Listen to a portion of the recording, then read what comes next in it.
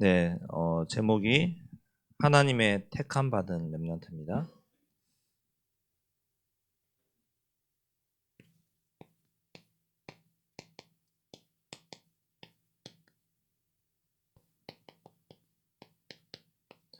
선택을 받았다. 우리가 누군가의 선택을 받았다. 그런 말은 그 사람이 필요로 하고 충분히 행할 수 있으니까 그 사람을 선택한 거겠죠. 세상 살아가면서도. 어른들이 여러분 이제 나중에 어른이 되어서 취직을 하잖아요. 회사 생활을 하거든요. 그러면 어떻게 하죠? 서류를 넣죠. 면접을 보죠. 그리고 회사에서 뽑아요. 회사에서 여러분을 택할 때 회사가 그 일을 맡길 수 있느냐, 합당하냐를 따라서 여러분을 선택해서 채용을 하는 거예요. 근데 심사를 했는데 면접을 봤는데 회사하고는 전혀 맞지 않는 사람 같아요. 이 사람을 뽑아도 회사가 발전이 없을 것 같아요. 이 사람을 뽑아도 일을 못할 것 같아요. 그러면 취업이 되나요? 안 되잖아요. 우리가 하나님의 택함을 받았다는 것은 나중에도 말씀드리겠지만 이유가 있어서 선택하신 거예요. 그리고 택함 받을 만한 그러시고 택함 받을 만한 하나님의 뜻이 있기 때문에 선택하신 거예요. 이걸 믿으셔야 돼요. 오늘 지난주에 봤던 말씀은 고난을 견디는 신실한 일꾼에 대해서 말하고 있었고 또 오늘부터는 교회 안에서 반드시 지켜야 할 사역, 자세, 교회 안에서 내가 행해야 될 자세를 말하고 있는 거예요. 자, 선택을 받았다. 서론에 선택, 택함 받은 이 말이잖아요. 15절에 말하고 있는데요. 부끄러울 것이 없는 일꾼으로 인정된 자로 하나님 앞에 드려 힘써라 이랬어요. 선택받은 자로서 하나님 앞에 우리를 드려야 돼요. 그러면은 수협에 때도 잠깐 말씀드린 부분인데요. 우리가 하나님의 형상대로 지음받은 선택된 백성이잖아요. 하나님의 형상대로. 저와 여러분은 다 하나님의 형상대로 창조되었어요. 이사야 64장 8절인가요? 보니까 창조되었어요. 저와 여러분을 하나님께서 손으로 지으셨댔어요. 하나님이 쓰시기에 합당하게끔 손으로 지으셨댔어요. 그런데 어찌 됐어요? 파괴됐어요. 하나님이 나를 지으시고 주신 그 축복들이 다 파괴되어 버렸어요. 어떤 파괴예요? 창세기 2장 16절에서 17절에 말씀하고 있죠. 하나님의 언약 파괴. 동산 나무의 모든 열매는 먹되 뭘 먹지 마라? 선악을 알게 한 나무 열매 먹지 말라고 했어요. 반드시 죽는다. 근데 먹어버렸어요. 이 언약이 파괴되어 버린 거예요. 그러므로 인하여 우리의 영육 모든 눈이 어두워져 버렸어요. 우리의 모든 것이 어두워졌어요. 에베소서 4장 18절에서 19절에 말씀하고 있어요. 어두워져 버렸대요. 우리의 모든 시선이 다 어두워졌어요. 그러니까 총명도 없어지고 감각도 없어지고 나를 방탕하게 내 마음대로 사는 거예요. 하나님의 자녀인데도 이 파괴된 이유 하나만으로 내 마음대로 사는 거예요. 하나님이 쓰시기에 필요할 만큼 나를 지으시고 나를 창조하시고 나를 세우셨는데 그런데 이 언약을 놓쳐버리니까 내 눈이 어두워져서 내 마음대로 사는 거예요. 우리 마음대로 행동하는 거 많죠. 근데 우리 거기에 뭐라고 붙여요? 사춘기여서 이렇게 핑계를 대고 변명해서 붙이는 거예요. 사춘기라는 표현과 용어는 현대에서 학자들이 지은 단어잖아요. 그렇죠? 성경에 사춘기에 대해서 나오진 않아요. 다 이유가 뭐예요? 여기서부터 시작됐어요. 파괴되어 버렸어. 형상이 파괴되어 버렸어. 하나님이 주신 언약이 파괴되어 버렸어.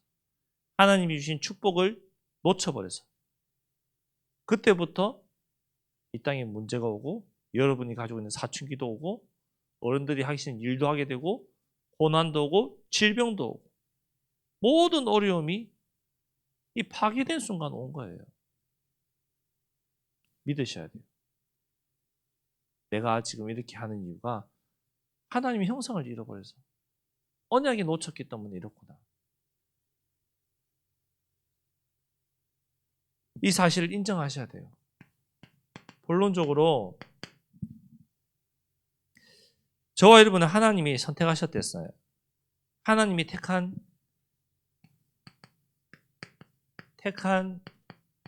이유가 분명히 있어요.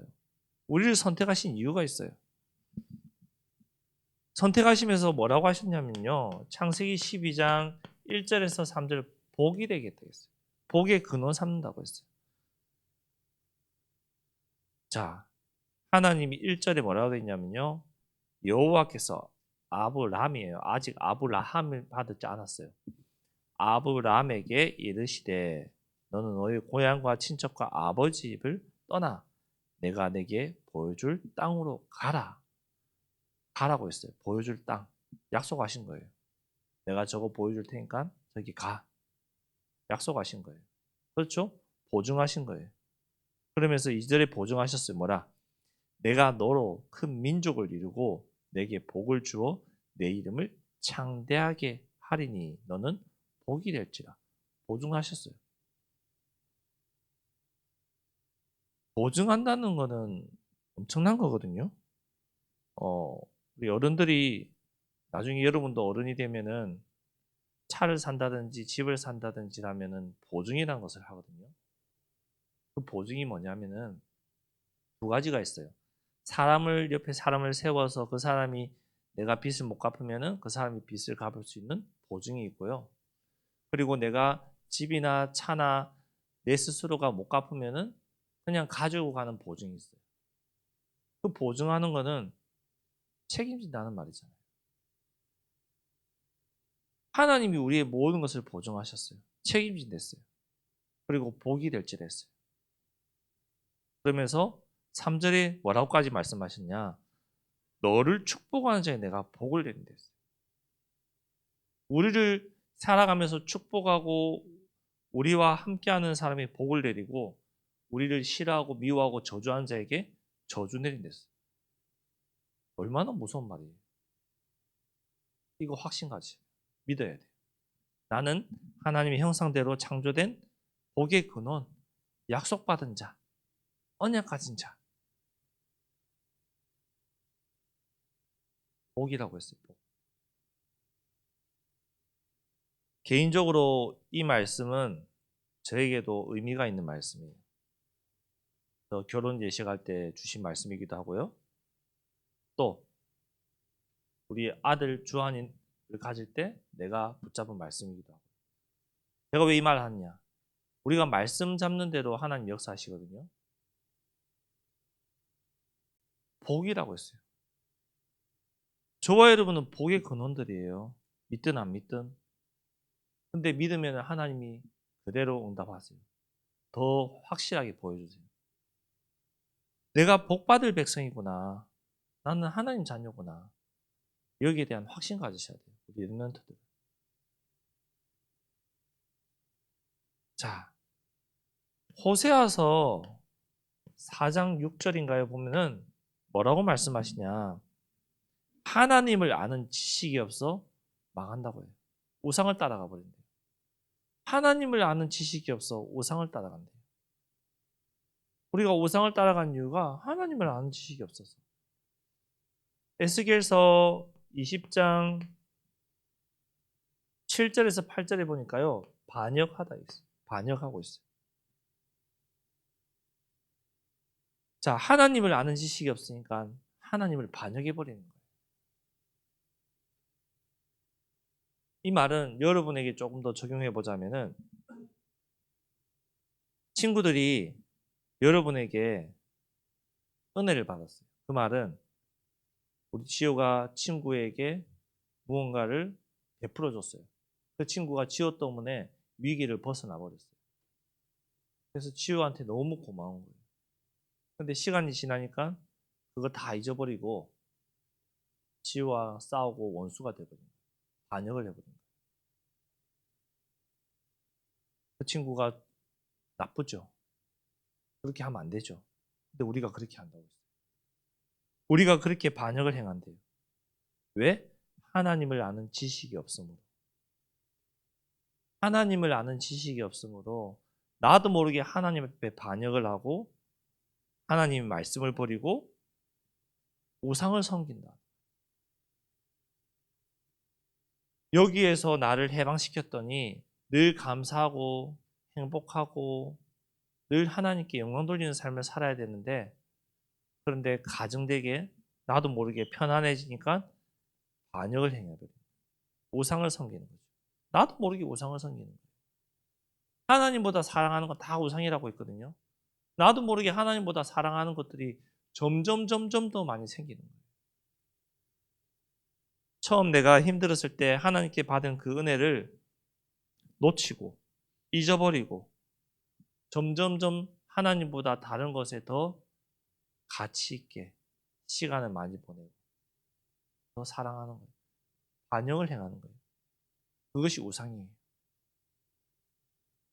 우상이 그냥 우리가 눈에 보이는 형상 우상, 뭔가를 만들고 섬기는 그 우상도 있지만 하나님보다 사랑하는 모든 것이 우상이에요. 저와 여러분이 하나님보다 사랑하는 것이 무엇일까 생각하면요, 많이 나올걸요. 정말로 많이 나와요. 예배보다 가치 있게 두는 것 우상이에요. 여러분 예배보다 학업에 더 가치 두는 거, 그것도 우상일 수 있어요. 그럼 학업하지 말란 말이냐? 그 말이 아니에요. 학업을 하되 하나님 앞에 기도하면서 하나님의 영광을 위해서 하나님 앞에 질문하면서 하는 거예요. 우리의 중심이 늘 하나님 앞에 있어라, 그 말이에요. 자, 우리의 모든 것을 이렇게까지 했는데, 반역까지도 했는데 어떻게 하신다고 하냐면요, 내가 다시 너 고통당하는 거 들었으니까 회복시켜줄게. 출애굽기 2장 23절에서 25절에 말씀하고 있어요. 출애굽기 2장 23절에서 25절에 회복해 하시겠댔어요. 어떤 말씀이냐면요, 이스라엘 백성들이 노예 생활하면서 너무 힘드니까, 너무 고통스러우니까 하나님 원망하는 거예요. 하나님, 우리 좀 살려달라고. 너무 힘들다고. 하나님을 찾는 거예요. 너무 힘드니까.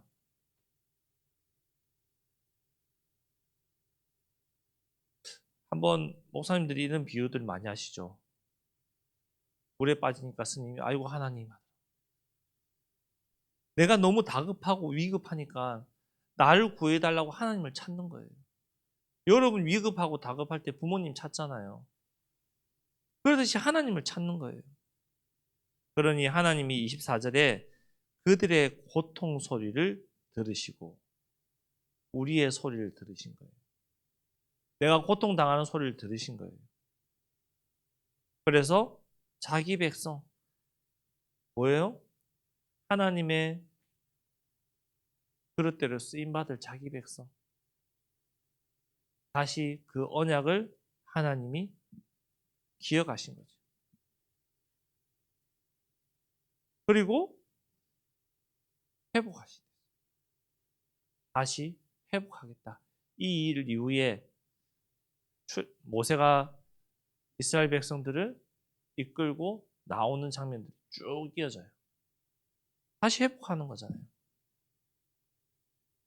자, 우리가 이제는 기준이라는 것을 가지고 신앙생활을 해야 돼요. 분별해야 돼요.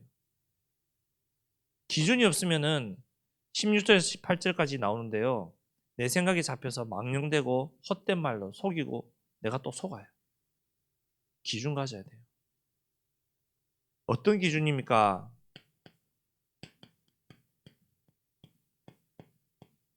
나는 창세 전에 하나님께 선택받은 백성이다. 에베소서 1장 4절에서 5절에 나는 선택받은 자다. 여기에 기준 가지셔야 돼요.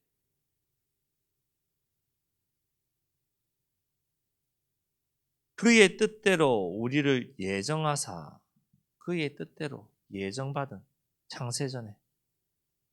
자, 또 택함 받은 자로서의 기준 어디에 둬야 돼요? 말씀. 요한복음 8장 31절에서 32절 제자랬어요. 말씀이 있는 자가 제자라고.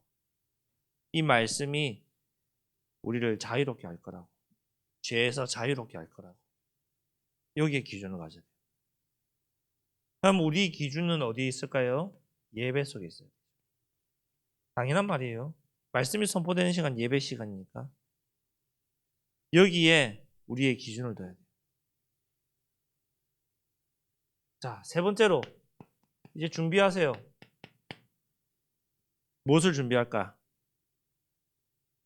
여러분 고민하고 있는 미래 준비하세요. 내 미래를 어떻게 준비해야 되냐? 자, 예수 그리스도로 내가 먼저 화목하게 돼요. 내가 먼저 화목하게 돼요. 고린도후서 5장 17절에서 20절에 말씀하고 있어요. 그리스도 안에 있는 사람은 새로운 피조물이 했어요. 새로 태어난 거예요. 새 것이에요. 여러분 새로 태어난 거예요. 18절에는 그리스도로 말미암아 우리를 자기와 화목하게 하시고 화목하게 하는 직분을 주셨댔어요. 나와 함께하는 모든 사람이 나를 통해서 화목하게 되는 거예요. 평안하게 되는 거예요. 행복하게 되는 거예요. 무엇 때문에? 복음 때문에. 그럼 이 화목하게 하는 비밀을 가지고 본이 되는 자, 모델이 되는 자, 증인이 되는 자 이렇게도 말할 수 있죠. 본이 된다. 디모데전서 4장 12절에 잘 정리하고 있어요. 누구든지 내 연수함을 업신여기지 못하게 하고 오직 말과 행실과 사랑과 믿음과 정절에 있어서 믿는 자에게 본이 되어라고. 말하는 거, 행동하는 거, 사랑하는 거, 베푸는 거 모든 것에서 본이 되어라. 그 본받는 모델이 있어야 되고 여러분이 되셔야 돼요. 우리가 교회 안에서 신앙생활 하면서 여러분 스스로 이분은 정말로 본받아야 될 것 같아. 우리를 놓고 정말 기대해 주시는 것 같아. 이러면 감사한 것 같아. 그런 분 있잖아요. 그럼 나도 모르게 감사가 나오잖아요. 그 본받는 자. 여러분이 그런 응답을 받으셔야 돼요. 사회 나가서도 저 사람처럼 일하면 돼. 저 사람처럼 섬기면 돼. 저 사람처럼 사랑하면 돼. 그런 본받는 자가 되셔야 돼요. 왜? 복음을 위해서. 복음을 위해서 화목하면서 본이 되게 해요. 복음 때문에. 그러면은 좀 전에 말한 뭐가 되는 거예요? 증인 되는 거예요. 당신이 그렇게 늘 행복하고 우리와 화목하게 하고 우리에게 평안을 주고 우리에게 이런 축복을 줄 수 있는 비밀이 뭐냐? 늘 여유가 있는 비밀이 뭐냐?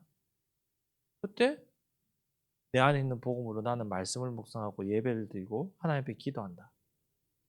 그랬더니 어떤 문제가 와도 나는 평안하고 행복하고 여유롭고 도와줄 수 있는 힘이 있는 거야. 그거 말하는 증인. 그러면 그 사람들이 그래 너나 많이 믿어. 이렇게 말하는 사람도 있을 것이고요. 또 그래? 나도 예수님 믿으면은 그렇게 여유가 있고 할 수 있을까? 질문하는 사람도 있어요. 어떻게 잘 아냐고요? 체험했으니까요. 확신하니까요. 여러분이 이 화목하게 하는 본이 되는 모델이 되셔야 돼요. 증인이 되셔야 돼요. 이것이 되어지는 전도예요. 자, 결단하세요.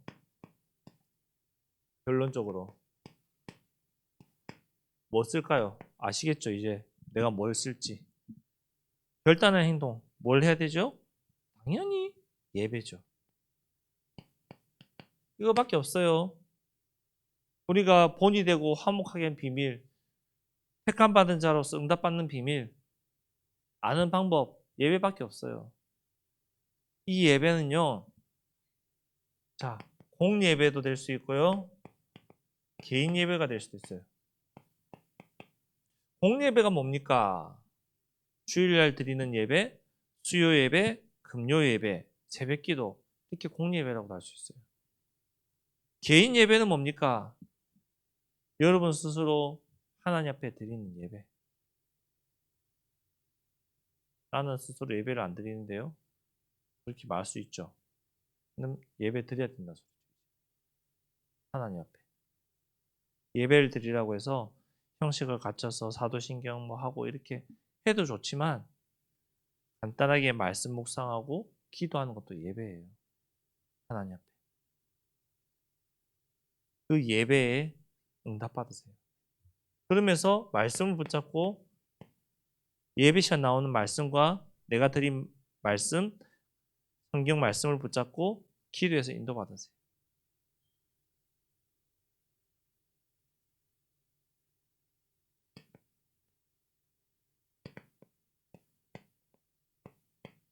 로마서 8장 26절에서 27절. 우리의 생각을 아시는 성령께서 여러분을 놓고 기도하고 계신대요. 그래서 여러분이 갈등도 오고 갈등을 왜 해요? 갈등한 이유가 뭐가 있을까요? 믿어지지 않는다면 갈등도 안 해요. 믿고 싶은데 안 믿어지니까 갈등하는 거예요. 불신자들은 이런 거 갈등 안 해요. 듣지도 않아요. 근데 내가 듣고 있다. 내가 생각하고 있다. 내가 고민하고 있다. 내가 갈등하고 있다는 증거가 뭐냐? 성령께서 우리 안에서 강구하고 계신다는 거예요. 성령께서 끊임없이 나를 놓고 기도하고 계시기 때문에 내가 갈등하는 건 당연해요. 갈등 뒤에 결단하게 돼 있어요. 전도 선교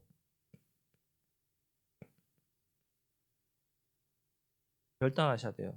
내가 전도하러 갈 수도 있고 선교하러 갈 수도 있지만 내가 있는 현장에서 하나님이 원하는 전도 선교가 무엇일까?